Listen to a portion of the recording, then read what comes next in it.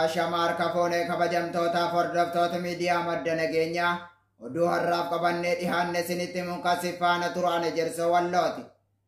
Oduu keenya jalqabaatiin daandiin Harargee Finfinnee qeerroo bilisummaa Oromoo fi uummataan cufamu mormiin eegalee jira. Bal'ina saabboontuu wallootu qaba.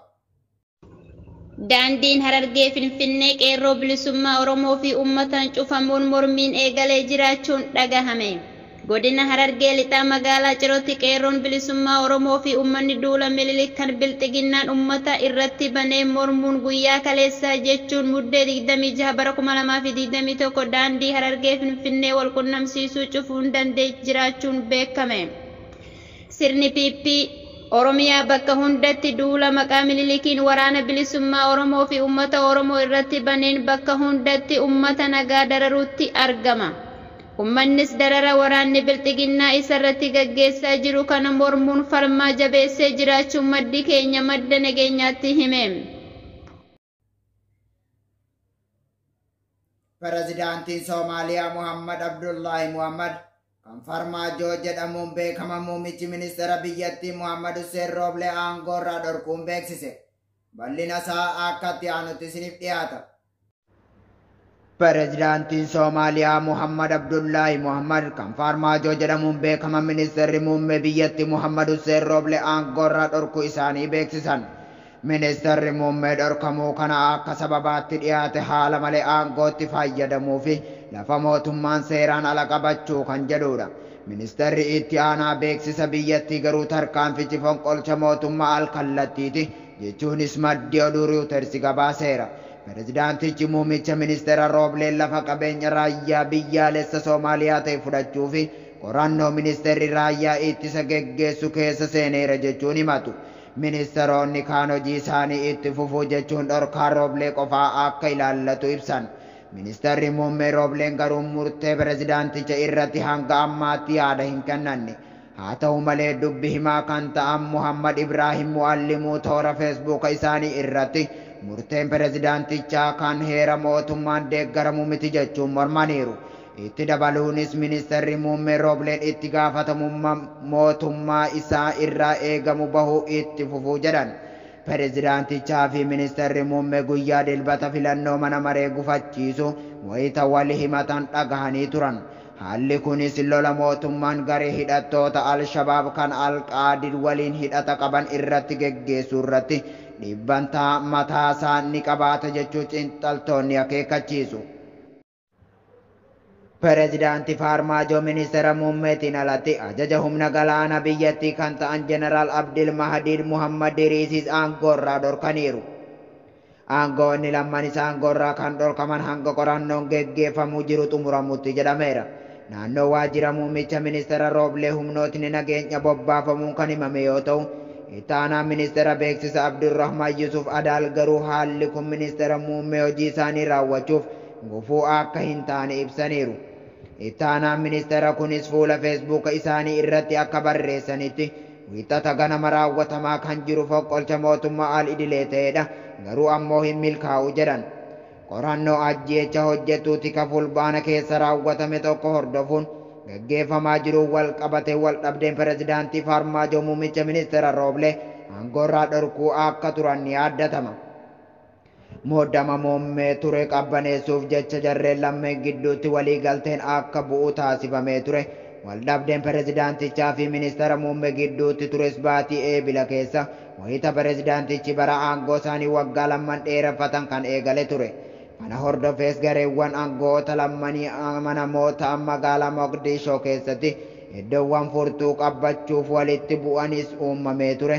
Muddamni kunis furmaata kan argate ergaa pirezidaantii Farmaajoo muummicha ministeera Roobleen itti gaafatamaa dhaabbata biyyattii taasisaniin booda fi filannoo pirezidaantummaa fi miseensummaa mana maree akka turan ergaa walii galamee booda ture.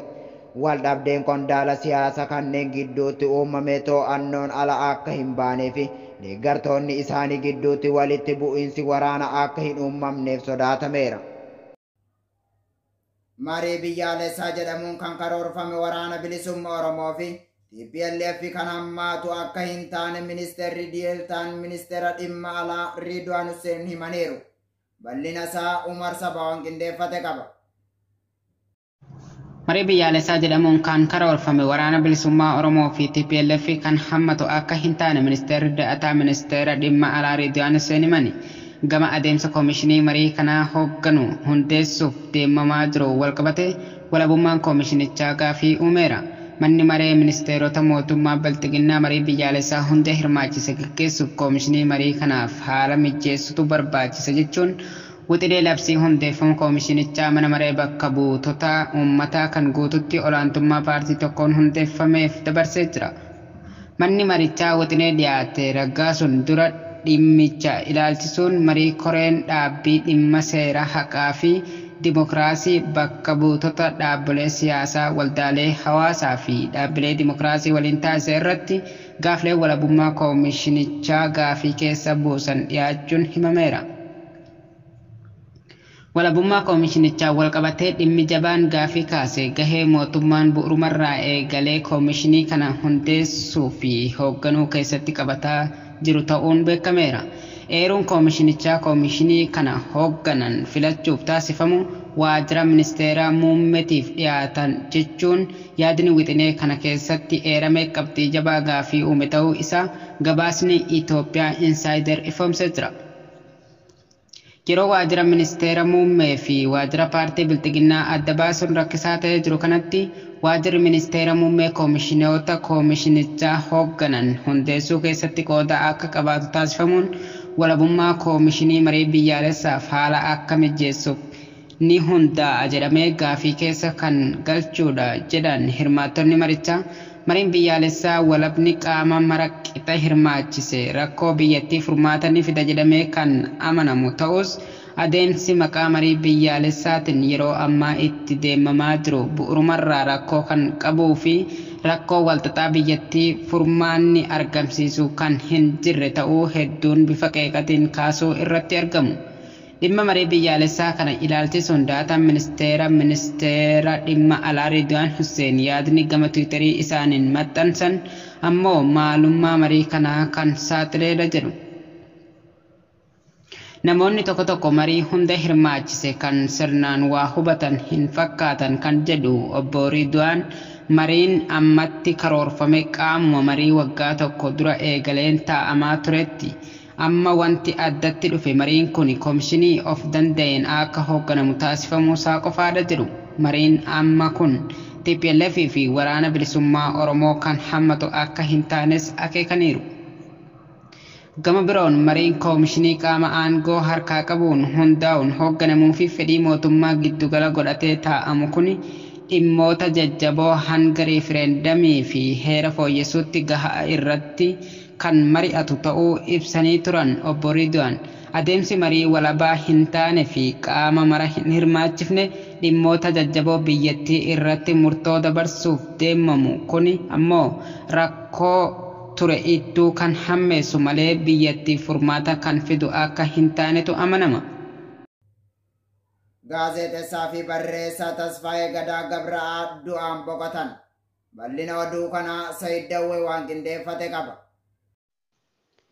Gaazexeessaa fi barreessaa Tasfaayee Gadaa Gabra'aab boqote. Gaazexeessaa fi barreessaa gameessi Tasfaayee Gadaa Gabra'aab umrii waggaa 53 addunyaa kanarraa du'aan boqochuu maatii isaanii dhiyootti jiran BBC'tti dubbatan. Tasfaayee Gabra'aab ji'ootaaf dhukkubsataa kan ture yoo ta'u magaalaa guddoo Keeniyaa Naayiroobii keessatti wallaansa fayyaarra osoo jiru muddee 25 bara 2021 lubbuun isaa dabarte. Hojii ogbarruu isaa akkaan beekamu Tasfaayeen akka lakkoofsa Itoophiyaa hagaya 22 bara 1960 maatii lammii Eertiraa ta'an irraa magaalaa Bishooftuutti dhalate. Maatiin isaa Eertiraa ta'an illee daangaa Eertiraa irraa gara Itoophiyaatti giddugala biyyaa imaluun magaalaa Bishooftuu buufatanii ijoollees achitti horan. Tasfaayee yaadaa fi qalbii isaa hojii gara ogbarruutti waan tureef umrii ijoollummaa isaarraa eegalee barreessitoota hangafa Itoophiyaa hedduu waliin michummaa cimaa qabaachaa akka turetti himamu. Tibba aangoon dargii obbaraa Ugee keessa raayyaa waraanaatti seenuun leenjii erga fudhatee booda osoo waa'ee hin turin mootummaan humna waraanaa bulchu dargiin waan kufeef adda waa'ii waliin magaalaan Finfinnee galee hojii gaazexeessummaa tajaajilaa ture. Magaalaa keessatti dhalatee fi uummata Oromoof jaalala addaa akka qabu kan himu Tasfaayeen sirna moggaasaatiin Oromoomee maqaan Gadaa jedhu kennamuufii hima. Dhaabbata maxxansa hojiiwwan ijoo mootummaa guyyuun raawwatamu maxxansuun beekamu dhaabbata pireesii Itoophiyaatti hanga hojii gaggeessaa olaanaa ta'ee tajaajiluutti kan ga'ee ture. Tasfaayeen wayita bulchiinsa isaa keessa gaazexeessaawwan maxxanfaman irratti fooyya'insi guddaan akka mul'atetu himama. Tasfaayeen barruuwwan maxxanfaman keessatti barreessitoonni gameeyyiin akka hirmaatan gochuudhaan akkasumas maxxansaawwan dhuma torbeetti ba'an irratti jijjiirama bu'uuraa taasisuun fooyya'insa ajaa'ibaa akka argamsiise waahillan isaa ragaa bahuuf. Dabalataan barruu paartii biyya bulchaa ture Addawaayii waliin hidhata cimaa qabu Iffooyitaa jedhamu hoogganuudhaanis ni beekama. Tasfaayeen osoo Itoophiyaa jiruu ogummaa gaazexeessummaan cinaatti kitaabota hedduu maxxanseera. Boodarra paartii biyya bulchuun wal dhabuun Itoophiyaa keessaa miliqee Keeniyaa, Afrikaa Kibbaa, Neezerlaandii fi biyyoota kaan keessa jiraateera. Tasfaayeen erga hojii gaazexeessummaa dhabee booda hanga du'aan addunyaa kanarraa boqotutti jireenya isaa guutuu kitaaba barreessuu irratti dabarsuun hanga kitaabota 8 barreesseera. Hojiiwwan isaa 8 caalan afaan Amaaraan kan maxxansee barreessan gameessi kun kan daraan isa beeksise asoosama dheeraa mata dureen isaa Yeburqaa Zimmitaa jedhudha. Kitaabonni asoosamaa kun namoota kitaabicha dubbisuun hedduu irraa qeequun hedduu itti kaaseera. Isa boodas Tasfaayeen yaadannoowwan dhuunfaa isaa hedduu asoosamoota gaggabaaboo fi duudhaawwan irratti barreessuun dinqisiifannaa argateera. Tasfaayeen hojiiwwan barreeffamaan isaan akkuma dinqisiifatamu namoota hojii isaa hordofanii fi dubbisan irraas qeeqee guddaan isa mudataa tureera. Hojii isaa qabiyyeewwan hawaasa Itoophiyaa gidduutti dhibdeen akka uumamu taasisan irratti xiyyeeffatu jechuun namoonni baay'een ni qeequ.